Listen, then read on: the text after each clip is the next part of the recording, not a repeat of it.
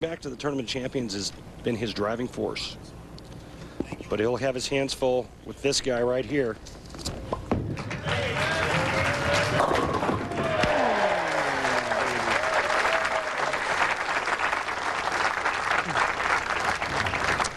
Very cooperative pins here, Mr. Ryan. Head pin goes to the side wall, takes care of the 7 pin. That light hitter, that Swiss zone.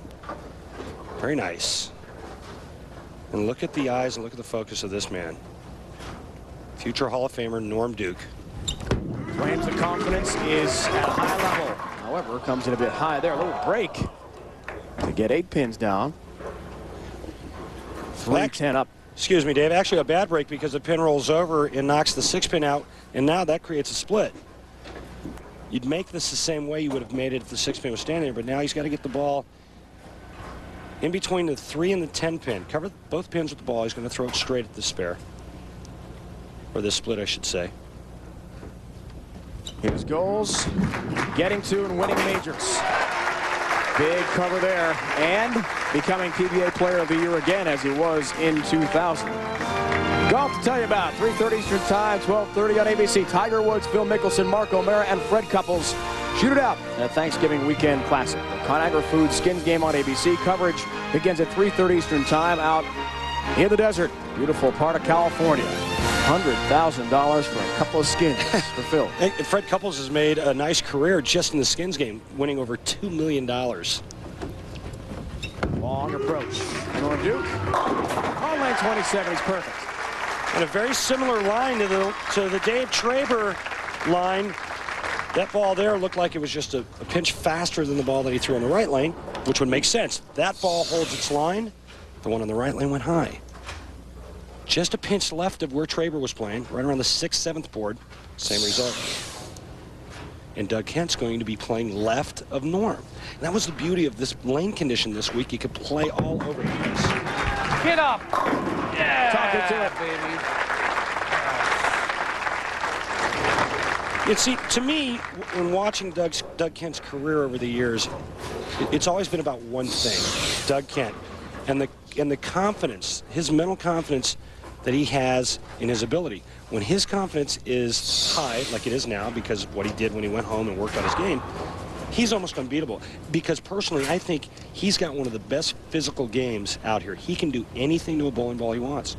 Straight, like Dave Traber, or hook the entire lane like Jason Hurt.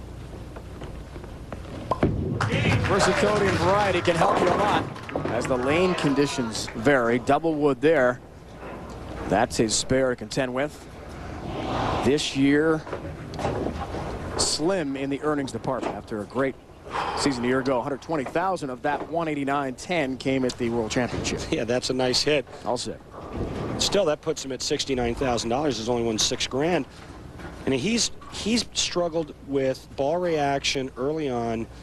They had a staff meeting, came up with some new drilling configurations, and he's back. It's all about ball reaction. Covers the 2-8.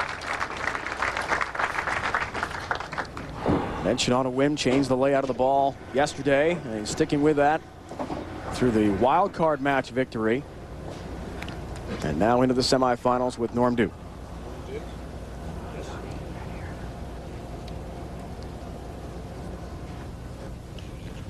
Tied for 9th last week in Philadelphia after a great showing in Grand Rapids. And let me show you why Norm Duke is as great as he is. Well, watch the swing arc. It's going to be this ball and that arm going like that. Just a perfect pendulum. And nice round arc at the bottom.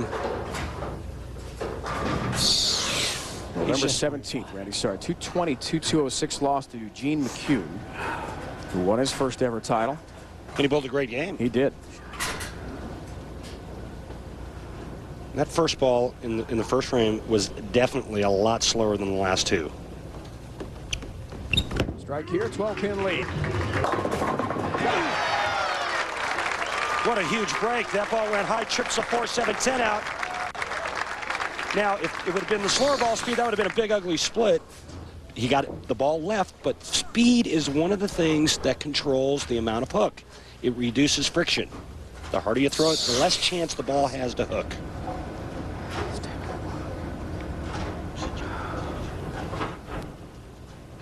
Doug Kent head-to-head with Duke, as you heard Norm whispering to himself, just stay with his game plan.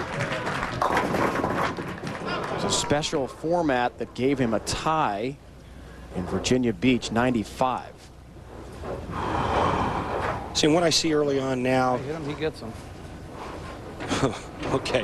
Well, Doug's reaction is a little bit different than his first game. It looks like he's moved in a little bit more, which is what you do when the lanes get a little drier. What I think Doug should do is he should move right where Norm is and start firing it like he did last night. Looks for a mark, fourth frame. He's got that. More than capable of playing the lanes Bears aren't winning this game. exactly the way Dave Traber and Norm Duke are playing them. More than capable of doing that. We watched it last night. Mentioned Doug has not won since the World Championship. I asked him last night, do you think about that victory a lot? Because it had been so long. He said, really, I think about the layout. How he's throwing the ball. Ball reaction more than anything else. Equipment, technical aspect of his game, which goes back to what you're saying. He's a student, always learning and always teaching. Get up there. That's a good shot. That's a good shot. That's better. That's better. Bob Cassis is the AMF Bowling District Manager. And thanks to Bob and his great staff, they have been perfect hosts for all the PBA officials and the players all week long. Our ESPN crew, very hospitable. Come on, Norm, right here. You heard him just say it. Needs help. Gets help. The harder a player throws it, the harder it is to stay in the posture. Now watch this. Watch him come right out of this posture. He's flaming it. For a guy of Norm's size to throw it that fast, he has to use his body and his legs to create momentum to the foul line. Can't do it with your arm.